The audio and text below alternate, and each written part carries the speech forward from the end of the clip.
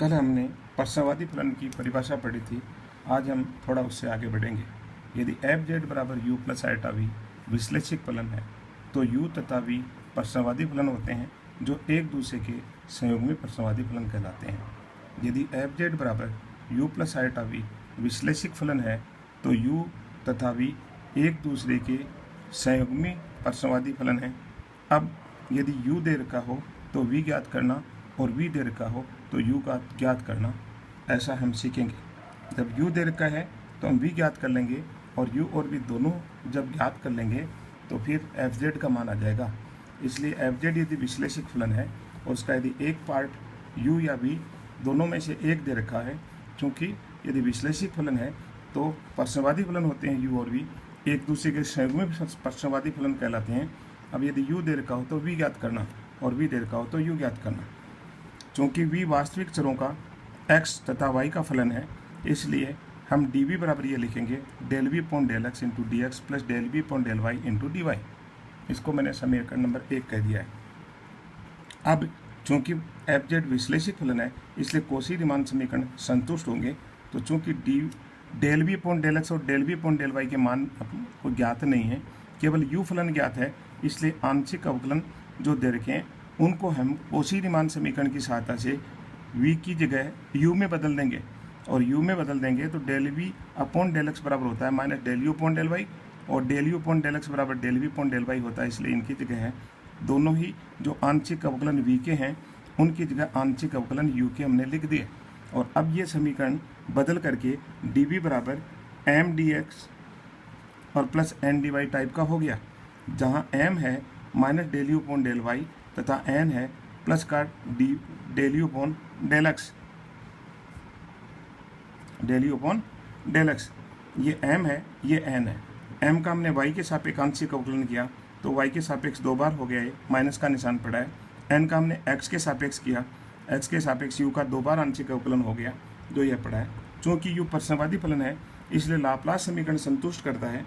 अतः delta 2u upon delta x square plus delta 2u upon delta y square बराबर 0। ये हमने इसकी प्रश्नवादी फलन की परिभाषा में पढ़ा है कि यदि u प्रश्नवादी फलन है तो लाप्लास समीकरण संतुष्ट होता है। लाप्लास समीकरण संतुष्ट हो गया। अब हमने delta 2u upon delta x square की जगह हमने मान पुट कर दिया del n by del x और delta 2u upon delta y square की जगह हमने पुट कर दिया minus del m upon del y. जो माइनस निशान आ गया यहाँ का और ये हमारे पास ये टर्म आ गई। इससे हमने देखा कि इसको उधर लेके गए राइट हैंड साइड में तो del m upon del y बराबर del n upon del x. और यदि ये कंडीशन पूरी करे समीकरण अवकल समीकरण तो वो यथातथ अवकल समीकरण होती है जिसका हम सीधे समाकलन करके और इसको हल कर सकते हैं। अतः चूँकि दो यथातथ समीकरण है और इसलिए समाकलन किया जा सकता है। समाकलन किया हमने इंटीग्रेशन डी वी बराबर इंटीग्रेशन डायरेक्ट इसका। और अब चूँकि ये डेल जब u फलन हमारे पास है तो उसका y के सापेक्ष आंशिक अवकलन निकाल करके फलन के मान आ जाएंगे, x के सापेक्ष आंशिक अवकलन निकाल करके फलन के मान आ जाएंगे, जिनको यहाँ हम पुट करके और सीधे ही समाकलन से जिस तरह से यथातथ समीकरण का किया करते हैं कि यहाँ y को अचर मान करके और यहाँ अक्ष रहित पद ले करके और हम इसको हल कर लेंगे तो हमारे पास v फलन आ जाएगी। अब जब u भी फलन आ गई और जब v फलन आ गई, u दे रखी थी उसकी सहायता से हमने v ज्ञात कर लिया तो फलन एफ जेड आ जाएगा। एफ जेड बराबर होगा u प्लस आइटा वी। इस प्रकार से यदि एक फलन दे रखी हो प्रश्नवादी फलन तो उसकी संयुग्म फलन ज्ञात करके हम पूरी फलन को ज्ञात कर सकते हैं, जिसको हम आगे उदाहरण से समझेंगे।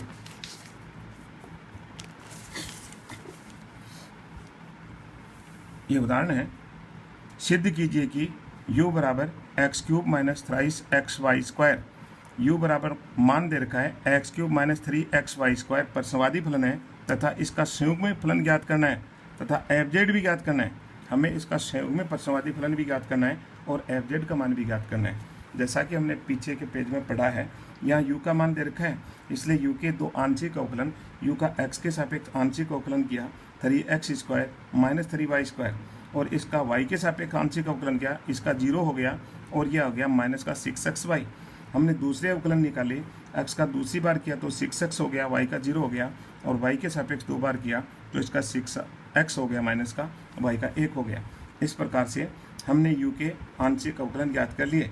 सभी संतत फलन हैं तथा कोशी रीमान समीकरण देखा हमने, इसका और इसका योगफल delta 2u upon delta x square plus delta 2u upon delta y square, दोनों का योग किया तो 0 आ गया। क्योंकि चारों फलन जो दे रखे हैं वो प्रथम दो कोटि के आंशिक अवकलन संतत हैं तथा साथ में लाप्लास समीकरण संतुष्ट हो रही है, इसलिए u जो दे रखी है फलन वो प्रश्नवादी फलन है। u फलन की प्रश्नवादी फलन है, हमें यह सिद्ध करना था। सिद्ध कीजिए कि u बराबर x cube minus thrice x square प्रश्नवादी फलन है, और जब ये प्रश्नवादी फलन है इसको सिद्ध करना है तो इसके प्रथम दो कोटि के आंशिक अवकलन संतत होने चाहिए तथा लाप्लास समीकरण संतुष्ट होनी चाहिए।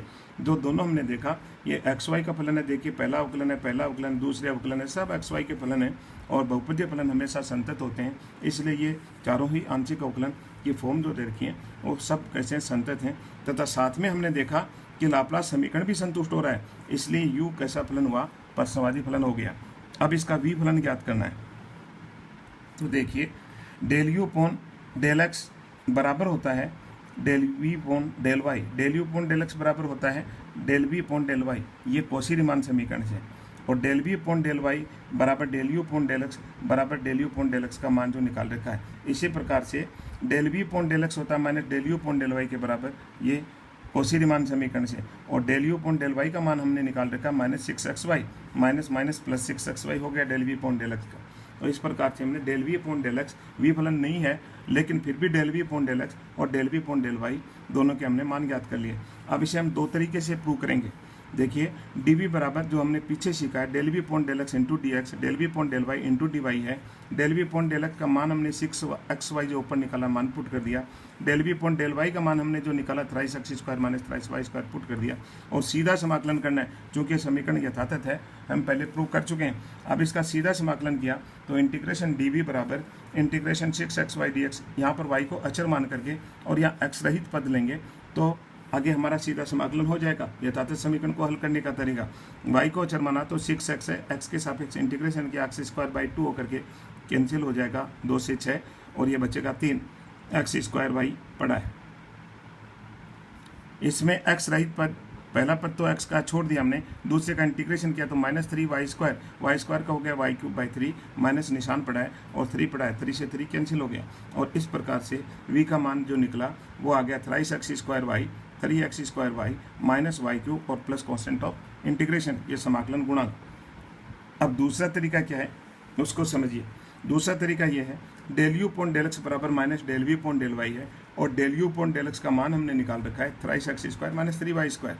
अब हम सीधा ही इसका इंटीग्रेशन करेंगे क्योंकि इसका y के सापेक्ष आंशिक अवकलन है, सीधा इंटीग्रेशन करेंगे तो ये हो जाएगा v, और इसका y के सापेक्ष आंशिक अवकलन तो y के सापेक्ष इंटीग्रेशन करेंगे एक्स अचर रहते हुए, तो यहाँ dy लगेगा, उसका इंटीग्रेशन हो जाएगा y, यहाँ वाई स्क्वायर है इसका हो जाएगा वाई क्यूब बाई 3, वाई से y कट गया, प्लस कॉन्स्टेंट ऑफ इंटीग्रेशन आएगा, ये जो समाकल गुणांक आएगा क्योंकि आंशिक अवकलन किया हुआ था इसलिए समाकलन गुणांक अचर न होकर के x का फलन हो सकता है, क्योंकि यदि हम इसका वापस आंशिक अवकलन करते हैं y के सापेक्ष तो ये x का फलन है, इसका 0 हो जाता है, यहाँ पर कांस्टेंट है तो भी 0 हो जाएगा, x का फलन है तो भी 0 हो जाएगा, तो वापस हमारे पास वही मान आ जाता है। अतः यदि आंशिक अवकलन किया हुआ हो तो जब समाकलन करते हैं तो कांस्टेंट ऑफ इंटीग्रेशन दूसरे चर का फलन हो सकता है, इसलिए हमने यहाँ पर पुट कर दिया। परंतु इसका मान निकालने के लिए अब इसका हमने x के सापेक्ष अवकलन किया, जब x के सापेक्ष अवकलन किया तो इसका 6xy हो गया, वाई क्यूब का 0 हो गया और 5x का 5x हो गया, और इसका मान del v upon del x बराबर आ गया minus del u upon delta y Cauchy Riemann समीकरण से, और minus del u upon delta y का मान दे रखा है 6xy, इसलिए इस पूरे पद का मान 6xy होता है, परंतु यहाँ पर 6xy प्लस 5x है इसलिए 5x बराबर 0 हो जाएगा, जो कि नेक्स्ट पेज में किया है। अर्थात del v upon del x बराबर 6xy प्लस 5x बराबर minus del u upon del y, इसका जब मान पुट किया माइनस 6xy तो माइनस माइनस प्लस होकर के 6xy बन जाता है, तो 6xy प्लस 5x बराबर 6xy, इसलिए 5x बराबर कितना हो गया 0 और 5x बराबर 0 हो गया। इंटीग्रेशन किया तो ये कांस्टेंट आ गया मान वास्तविक अचर, तो इसलिए ये x का फलन में होकर के और वास्तविक अचर c है, अर्थात v बराबर thrice x square minus y cube plus c, जो कि हमने पिछले मेथड से निकाला तो भी इतना ही आया था thrice x square y minus y cube और plus constant of integration plus c। अब चूंकि u भी आपके पास है और v भी आपके पास है इसलिए fz का मान निकालने में कहीं कोई आपत्ति नहीं है। fz बराबर होगा u plus iota v, u का हमने मान पुट कर दिया और प्लस आयोटा इंटू v का मान पुट कर दिया, यहाँ आयोटा c रखेंगे तो आयोटा c होकर के नया अचर बन जाएगा, इसको खोला तो एक्स क्यूब है, इसको खोल दिया, इसको खोल दिया, सबको खोल करके हमने देखा कि एक्स प्लस आइटा वाई का होल क्यूब है। एक्स प्लस आइटा वाई का होल क्यूब खोलेंगे तो एक एक्स क्यूब आएगा। फिर दोबारा हम 3c1 का 3 आएगा, इसका स्क्वायर हो जाएगा, इसकी एक पावर हो जाएगी, ये माना जाएगा 3c2 इंटू इसका एक पावर, इसकी दो पावर, और 3c3 इंटू टोटल इसकी पावर। ये पूरे मान ऊपर देखते हैं तो एक्स प्लस वाई का होल क्यूब है। एक्स प्लस वाई की जगह हमने जेड पुट कर दिया तो ये जेड क्यूब बन गया, और plus c constant of integration है, इसलिए एफ जेड का मान हम इस प्रकार से निकाल करके देखते हैं कि एफ जेड बराबर जेड क्यूब प्लस सी आ रहा है, और यही एफ जेड निकालने का तरीका है। तो अर्थात जब एक प्रश्नवादी फलन दे रखी है तो उसकी संयुग्म प्रश्नवादी फलन ज्ञात कर सकते हैं, और जब दोनों आपके पास हैं तो एफ जेड को ज्ञात किया जा सकता है। Thank you.